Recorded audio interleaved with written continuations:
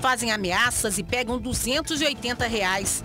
A ação dura menos de 30 segundos. De repente, um funcionário sai do fundo do estabelecimento com uma vassoura na mão e parte para cima dos ladrões. Outras pessoas que estavam no supermercado também correm atrás deles. Os 3 adolescentes foram apreendidos e levados para a delegacia.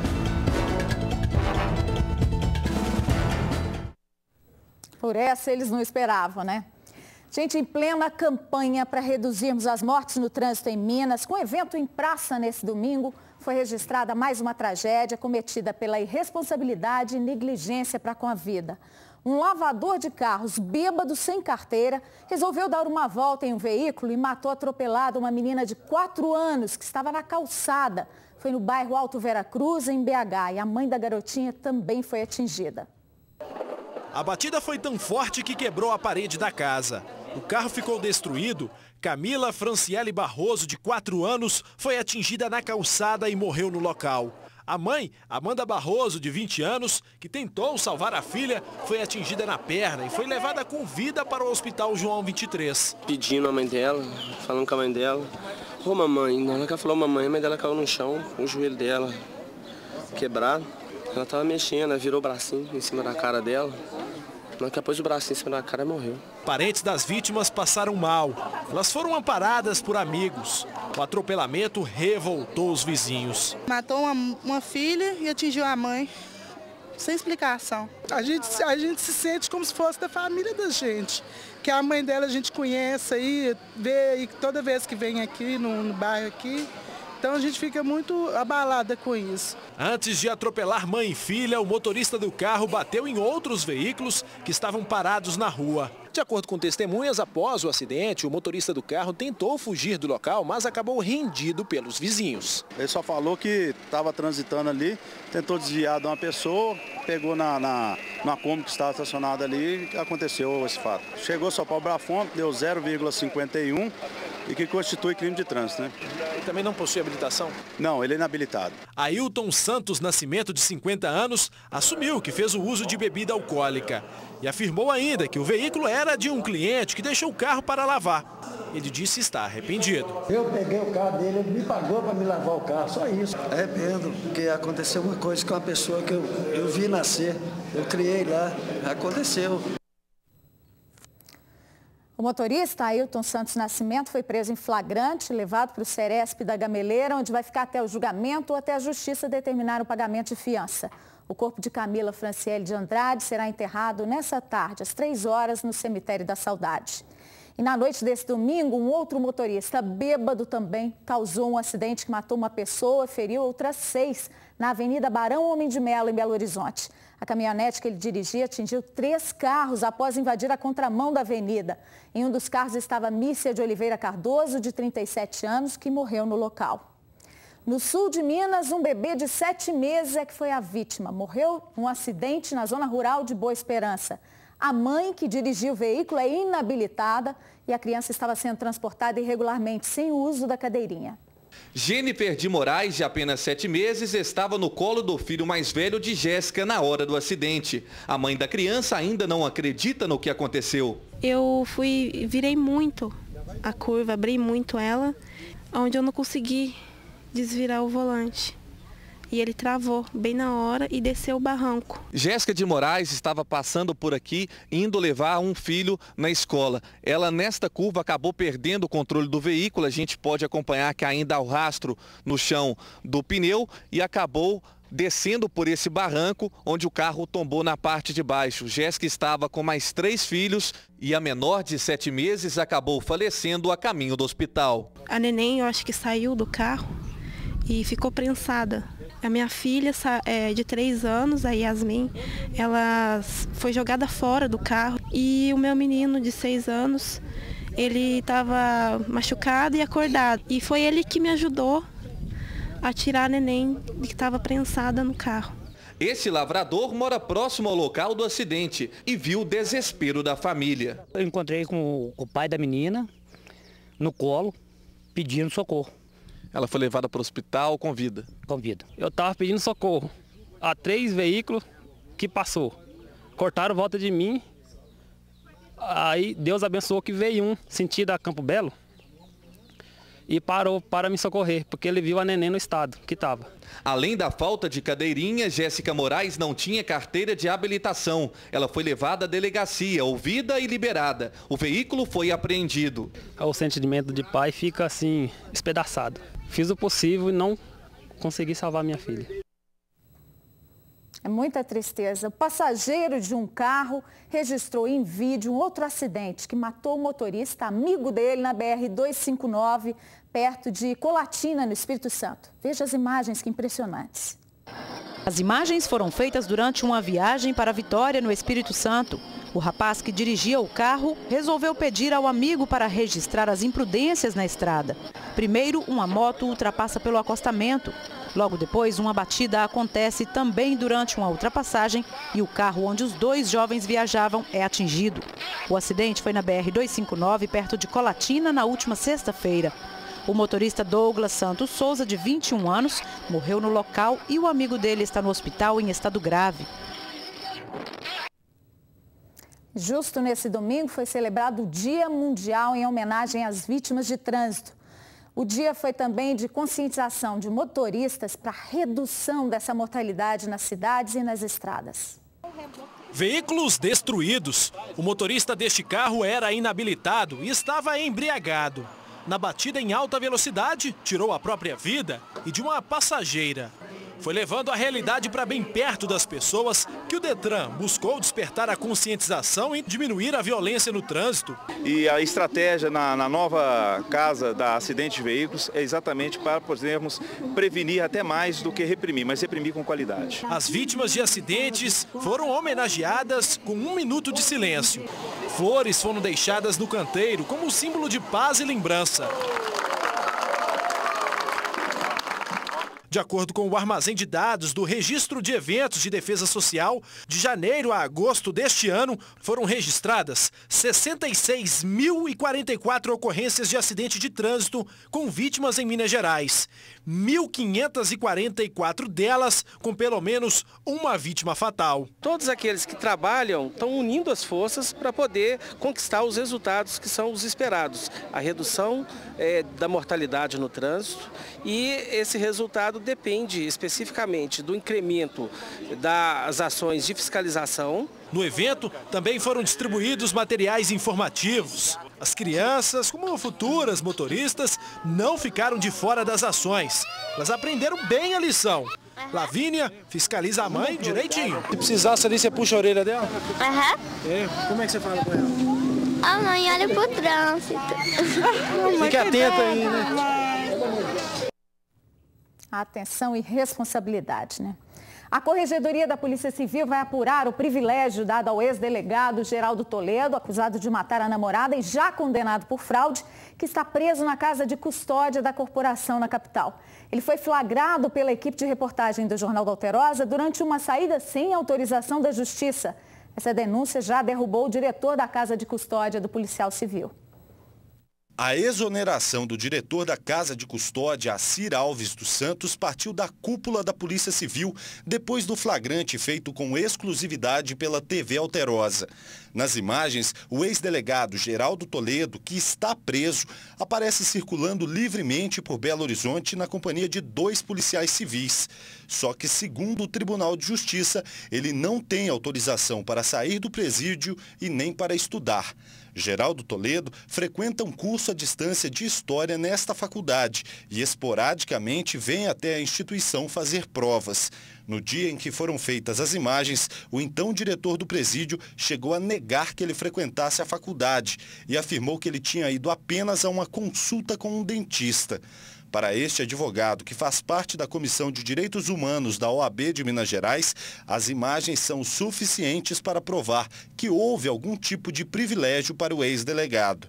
Certamente, colegas dele, policiais, facilitaram a saída dele, permitiram que isso ocorresse. Qualquer que for a saída, precisa de um requerimento prévio ao magistrado, o representante do Ministério Público, o promotor, vai ser ouvido, e com autorização é que ele poderá sair. Então, não havendo autorização, obviamente que há transgressão à lei. A Corregedoria da Polícia Civil abriu inquérito para apurar o caso. Enquanto isso, Geraldo Toledo vai permanecer preso na unidade exclusiva para policiais civis, mesmo já tendo sido expulso da corporação por envolvimento em fraudes de licenciamento de veículos. O advogado de defesa do ex-delegado disse que não vai comentar o caso. Geraldo Toledo é acusado pela morte da namorada, a adolescente Amanda Linhares, de 17 anos. A jovem morreu com um tiro na nuca em abril do ano passado. No dia do crime, testemunhas viram o casal discutindo dentro de um carro próximo a Ouro Preto. Horas depois, Amanda foi deixada em uma UPA com um ferimento à bala. A garota morreu 51 dias depois. A defesa de Geraldo Toledo alegou que a vítima tentou se matar, mas exames comprovaram que ela não tinha marcas de pólvora nas mãos. A família de Amanda até hoje vive com medo e teme represálias. Parece que nem aconteceu nada, né? É igual quando foi a primeira vez que eu vi ele também. Eu olhei para a cara dele e perguntei por que ele fez isso. Ele olhou para mim e sorriu. Como que um criminoso desse porte, de alta periculosidade, consegue essas mordomias? Geraldo Toledo vai a júri popular pelo assassinato da namorada. O julgamento, que deve acontecer em Ouro Preto, ainda não tem data marcada. A Avenida Pedro I foi interditada nesse domingo para testes da estrutura do viaduto Montese na região da Pampulha, em Belo Horizonte. 6 caminhões carregados com areia foram posicionados no centro da estrutura. O viaduto recebeu uma carga de aproximadamente 150 toneladas. Segundo técnicos que estavam no local, mas não quiseram gravar a entrevista, a pressão dada foi superior à que a estrutura será submetida no dia a dia. Niveladores ópticos foram usados para monitorar o elevado por 12 horas. Agentes da BH Trans, uma equipe da Covan, empresa que executou o serviço, e funcionários da Sudecap acompanharam os trabalhos. O teste atraiu a atenção de vários moradores que ficaram desconfiados. Teria que se colocar umas 3 carretas aí, né, com umas máquinas em cima para ver se o negócio aguenta mesmo. Do jeito que tá, não dá não. Ainda em fevereiro, durante a construção, a estrutura sofreu um deslocamento lateral de 27 centímetros. Por causa do risco de desmoronamento, até hoje o viaduto está interditado. A passagem de veículos embaixo do viaduto Montese chegou a ser interditada após a queda do Batalha dos Guararapes em 3 de julho, que matou 2 pessoas e deixou outras 23 feridas. Mas após análises, a prefeitura descartou o desabamento e nem a garantia dada pelos engenheiros tem tirado o medo da população. Eu não sinto confiança nenhuma, porque eu nunca vi isso em lugar nenhum, você botar um caminhão cheio de areia para você testar um viaduto desse. E eu te falo com você, mesmo com o teste, mesmo com as fundações que fizeram, eu não vou passar aqui, nem passo nem por baixo. Durante todo o teste desse domingo, o trânsito foi interditado em ambos os sentidos na Avenida Pedro I, entre a Rua Monte Castelo e a Avenida João Samarra. Comerciantes reclamaram, disseram que não foram informados com antecedência da interdição. Ninguém avisou nada não,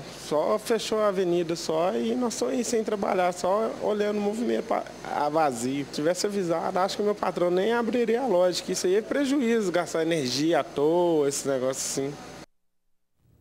Hoje o trânsito na Avenida Pedro I foi liberado, mas não no viaduto Montese, que já devia ter sido inaugurado na primeira semana deste mês. Nós vamos para lá ao vivo com o repórter Eloy Oliveira. Boa tarde, Eloy. Boa tarde, Laura. Boa tarde a todos do Jornal da Alterosa. Olha, para não dizer que está tudo como antes, a prefeitura veio aqui e tapou aquele buraco que a gente mostrou há 15 dias, de mais ou menos 4 metros de profundidade. Mas o viaduto, que é bom, ele não está liberado não. O trânsito lá na Pedro I, esse sim está liberado, muita gente passando com receio ali de baixo. Lá na frente vocês podem ver, olha, técnicos da Covan, engenheiros da Covan estão aí analisando a estrutura, fazendo essas análises, já que hoje à tarde há a previsão da divulgação do resultado desse laudo que foi feito desses testes aí com pesos, usando caminhões de areia para testar a estrutura, já que ela sofreu esse deslocamento de 27 centímetros, isso em fevereiro. E aí esse drama se arrasta, já que a população aqui do entorno não sabe quando finalmente o trânsito, ligando através do viaduto, ligando os bairros Itapuã e Santa Branca, quando esse trânsito será finalmente liberado por aqui, viu, Laura? Obrigada, Eloy, a gente fica esperando. Um bandido foi preso depois de arrombar um carro na Savassi, em BH. Ele e um comparsa foram perseguidos pelo dono do veículo. Na delegacia, o criminoso encontrou um colega de crime que atua na mesma região. O homem de camisa listrada atravessa a rua e vai direto à picape estacionada. Em seguida, o outro se aproxima. Os dois rodeiam o veículo e olham pelas janelas, procurando por objetos de valor. Agora eles jogam os pés contra a porta do passageiro e puxam. O alarme dispara e mesmo assim eles insistem. Este sobe na carroceria e consegue abrir a porta. A dupla revira tudo lá dentro. Roupas que estavam no banco do veículo ficam jogadas no estacionamento. Este outro morador de rua chega, dá uma olhada no ambiente e vai embora. Os dois arrombadores também deixam o local, sem pressa e sem levar nada. Minutos depois, o dono da caminhonete aparece com uma barra nas mãos e sai correndo atrás dos ladrões. O dono do veículo estava de plantão na empresa quando ouviu o alarme disparar. Foi depois de conferir as imagens no circuito interno de TV que ele pegou esta barra de ferro e correu por cerca de 6 quarteirões atrás dos arrombadores, sempre falando ao telefone com a polícia para tentar ajudar na captura dos suspeitos. Eles se separaram e eu continuei seguindo um. Infelizmente é um pouco do desespero da gente vendo, né? A gente trabalha, está aí esforçando e a pessoa retirando, subtraindo suas coisas. Daniel Augusto foi localizado pelos militares e preso. O comparsa dele conseguiu escapar. Na mesma cela, ao lado de Daniel, estava um outro arrombador. Vanderlei dos Santos foi preso pela guarda municipal após um taxista dar o alarme. Ele viu quando o homem de 31 anos quebrou a janela deste Gol, que estava estacionado na rua. Ele havia comentado que o cidadão estava subindo. Então, assim que ele deslocou com o táxi, logo o cidadão compareceu no local. Os dois arrombamentos foram na Savassi, zona sul de Belo Horizonte. Na mesma região, esta lanchonete, a loja de sucos e uma de roupas foram alvo de arrombadores nas últimas semanas. A insegurança incomoda o médico, que teve a janela do carro estourada. Ultimamente lá tem visto bastante pessoas assim, andaridas naquela região ali, coisas que não tinha até uns anos atrás e tem aumentado demais. Precisando um reforço na segurança. Agora, perseguir ladrão que a gente não sabe se está armado, reagir a um assalto, são atitudes não recomendadas pela polícia. Um estudante de medicina foi baleado no peito durante um roubo em Alfenas, no sul do estado. O carro dele foi levado pelos ladrões que, na fuga, acabaram capotando o veículo. Rafael Almeida Fonseca, de 27 anos, foi atingido por um disparo no peito. Este estudante chegou a prestar socorro à vítima. Ligamos para a ambulância, nada de vir. Ligamos para o bombeiro, nada de vir. Ligou para a polícia, demoraram muito tempo para vir. Daí, depois de um tempo que a polícia chegou aqui, mas já estava pondo ele dentro da caminhonete para levar. Rafael Almeida estava dentro do seu carro, próximo àquele portão, quando foi abordado pelos criminosos. Ele reagiu e acabou levando um tiro, ficando naquela calçada. Na fuga, os bandidos perderam o controle do carro, batendo contra essa árvore e capotando. Essas fotos tiradas por moradores mostram o carro do estudante de medicina capotado na rua Tamares, no bairro Vila Ferreira, em Alfenas. Eles evadiram a pé. Na fuga, eles teriam jogado uma blusa de moletom e um boné em frente a um posto, em frente ao pátio de um posto na saída da cidade, e evadiram. E até o momento não foram localizados. Após ser baleado, o estudante de medicina Rafael Almeida foi trazido aqui para o Hospital Alzira Velano, onde está internado. Segundo o hospital, ele já está no quarto e não... Rafael é natural do Rio de Janeiro e mora em Alfenas, onde estuda medicina. O Arley Aguiar nos mandou pelo WhatsApp um vídeo dos estragos com a explosão de uma agência da Caixa Econômica em Dores do Indaiá. O Damian Alves Nogueira também nos mandou um vídeo da agência da Caixa Econômica que foi detonada nesse domingo em Ouro Branco. A área dos caixas ficou destruída. Até o forro do teto caiu. Um dos caixas ficou completamente danificado. A explosão foi por volta de 3 da manhã. Em Dores do Indaiá, os vidros da entrada da agência foram estilhaçados com a violência da explosão. O interior do prédio, no centro da cidade, parecia uma cena de demolição. Não dava nem para identificar o caixa eletrônico.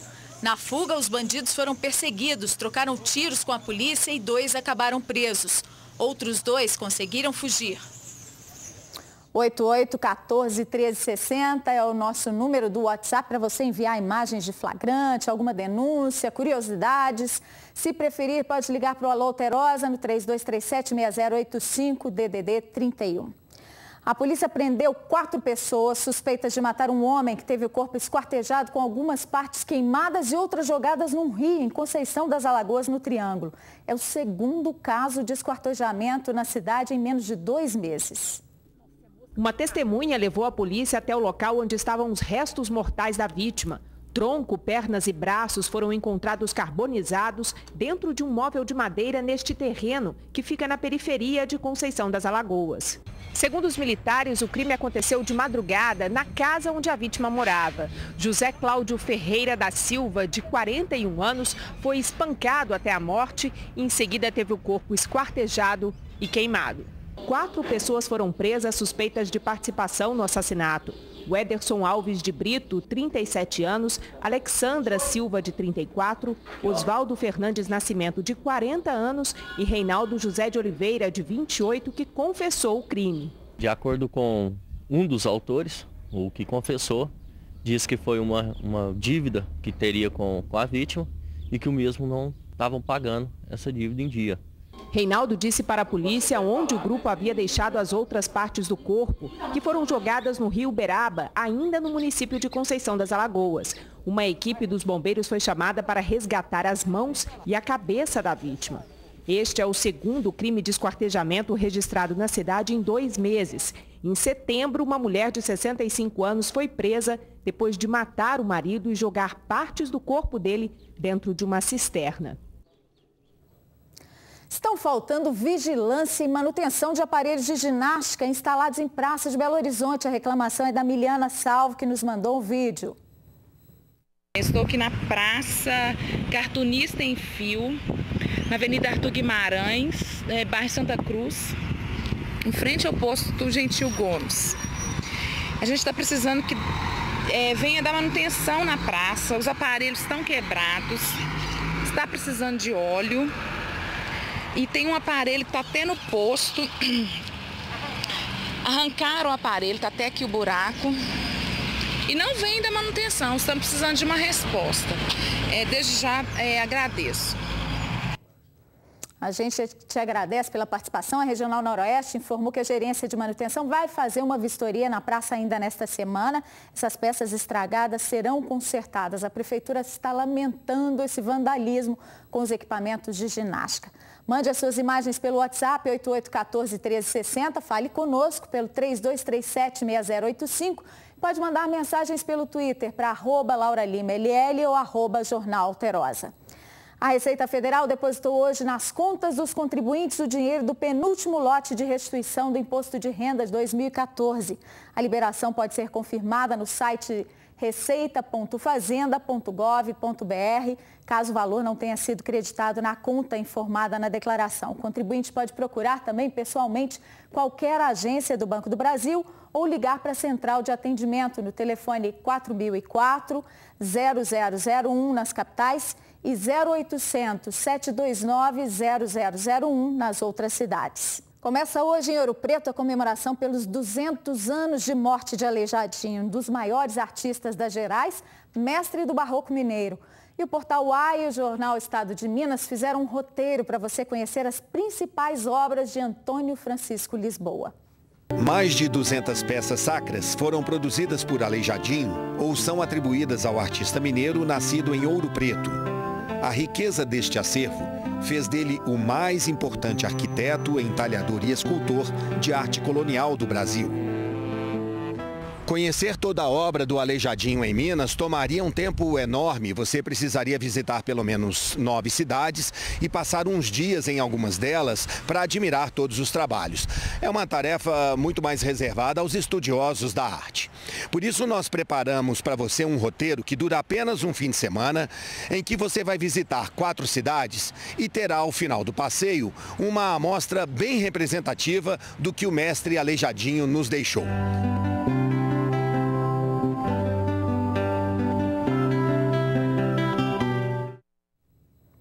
Para assistir o vídeo com o roteiro completo, acesse o nosso site alterosa.com.br/J1.